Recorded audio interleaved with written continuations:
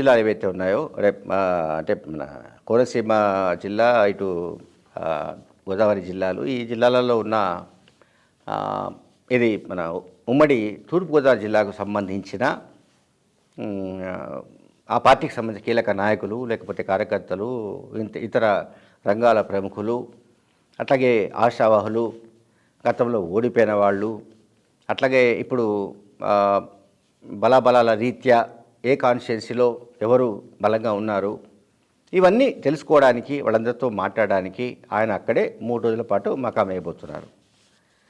So కాకినాడలో power star 3 రోజుల పాటు ఉంటారండి. ఇది స్థూలంగా ఆ 3 రోజుల పాటు పార్టీకి సంబంధించిన వాళ్ళందరితో కూడా మాట్లాడతారు. ఇది బాగానే ఉంది.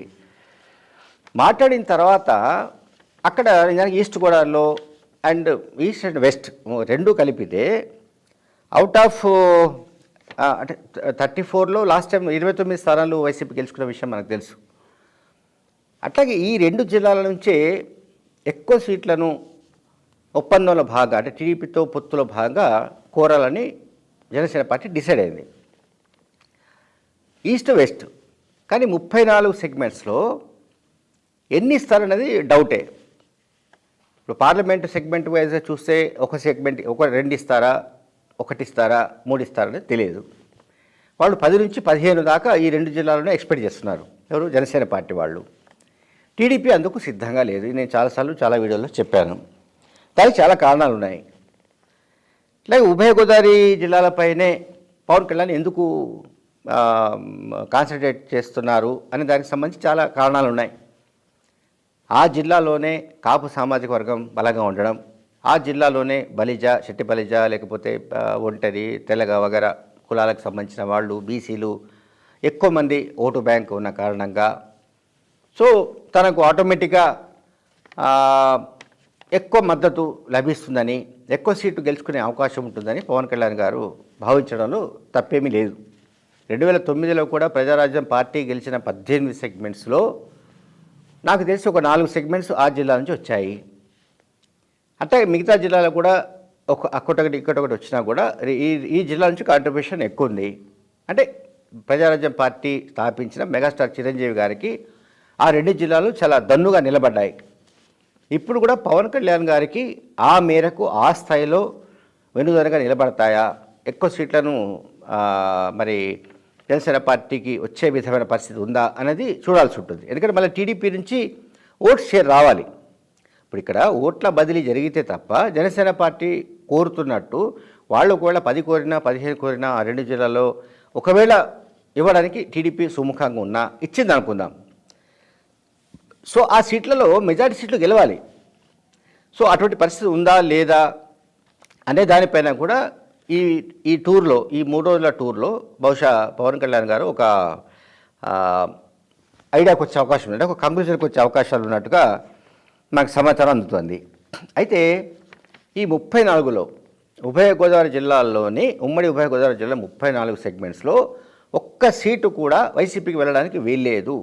వైసీపీ రహిత గోదావరి జిల్లాలుగా మార్చేయాలి అని పవన్ కళ్యాణ్ గారు 2023 జూన్లోనే ప్రకటించేశాడు.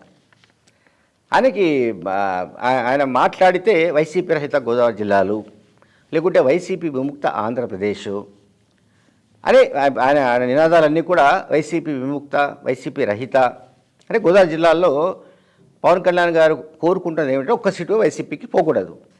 వైసీపీకి ఎన్ని సీట్లు పోవాలి, ఎన్ని సీట్లు పోతాయి, జనసేనకి ఎన్ని సీట్లు వస్తాయి, ప్రజాదరణ ఎట్లా ఉంటుంది, టీడీపీ జనసేన కాంబినేషన్కు ప్రజాదరణ ఎంత ఉంటుంది, ఇవన్నీ ప్రజలు తీర్పిచ్చే అవకాశం ఉంది. ప్రజల తీర్పును బట్టి మళ్ళీ మనం గెస్ చేయొచ్చు ఏ పార్టీకి ఎంతమంది వెళ్ళారని. పవన్ కళ్యాణ్ చెప్పినంత మాత్రాన ఒక్క సీటు కూడా వైసీపీకి పోకూడదు అని చెప్పినంత మాత్రాన ప్రజలంతా పవన్ కళ్యాణ్ మాట వినేసి వైసీపీకి ఓటు వేయకుండా ఉండే అవకాశం లేదు. ఓటింగ్ ప్యాటర్న్ అనేది డిఫరెంట్. అది అంటే ఓట్లు ఎందుకు వేయాలి, ఎవరికి వేయాలి, ఎవరికి వేస్తే తమకు పనిచేసి పెడతారు, తమకు సేవలు అందిస్తారు అనేది ఓటర్స్కు తెలుసు కనుక వాళ్ళు ఆ రకంగానే వాళ్ళు ఓటు చేసే అవకాశం ఉంది కాబట్టి ఉంది. కానీ ఏదో పవన్ కళ్యాణ్ గారు చెప్పినట్టు వైసీపీ విముక్త గోదావరి జిల్లాలు అంటే అది ప్రాక్టికల్గా అయ్యే పని కాదని కూడా మనం అర్థం చేసుకోవచ్చు. అట్లాగే పవన్ కళ్యాణ్ గారి నుంచి నేను ఇంకొక విషయం చెప్పదలుచుకుంది ఏంటంటే 2019లో మొత్తం ఏదైతే ఆయన ఒకటి దాన్ని ఏమంటాము స్వయం కృతాపరాధం కింద అనుకోవాలి. అంటే ఓటమి, ఆయన 2 చోట్ల పోటీ చేసి 2 చోట్ల ఓడిపోయారు, భీమవరం అండ్ గాజువాక.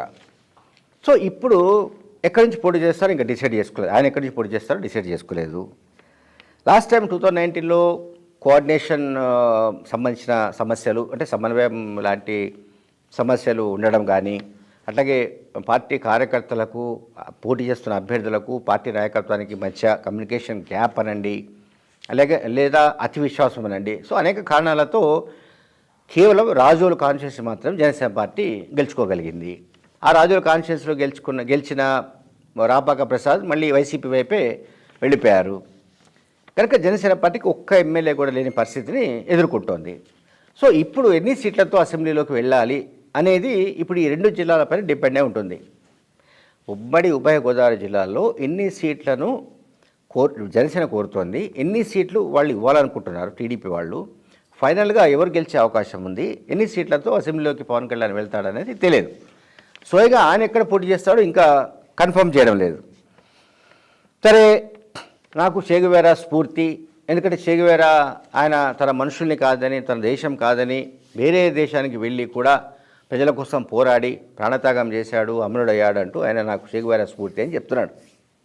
బాగానే ఉంది. చేగువేరా స్ఫూర్తి అంటే ఇప్పుడు పవన్ కళ్యాణ్ గారు కూడా నాకు తెలిసి బహుశా చంద్రబాబు నాయుడు గారి కోసం త్యాగం చేయడానికి సిద్ధమయ్యారేమో అనిపిస్తుంది. అంటే ఇది చాలా కాంట్రవర్సీ ఇష్యూ. అంటే చాలా వైరుధ్యమైన అంశం ఏంటంటే, చేగువేరా చేసిన పోరాటం వేరు, చేగువేరా విప్లవంలో పనిచేసిన పద్ధతి వేరు, చేగువేరా ప్రజల కోసం ప్రాణాలు విడిచిన ఆ స్ట్రగుల్ అంతా వేరు, ఆ యుద్ధం అంతా వేరు. ఆయన మాట్లాడితే నాకు చేగువేరా స్ఫూర్తి అంటాడు, బాగానే ఉంది. చేగువేరాలాగా మరి మీరు పోరాడుతున్నారా, లేక ఇంకొక డైమెన్షన్లో ఆలోచిస్తే చంద్రబాబు నాయుడు గారి కోసం, తెలుగుదేశం పార్టీ కోసం త్యాగాలకు సిద్ధమయ్యారా అనే దానిపైన పవన్ కళ్యాణ్ గారు క్లారిటీకి రావాల్సి ఉంది. Thank you very much.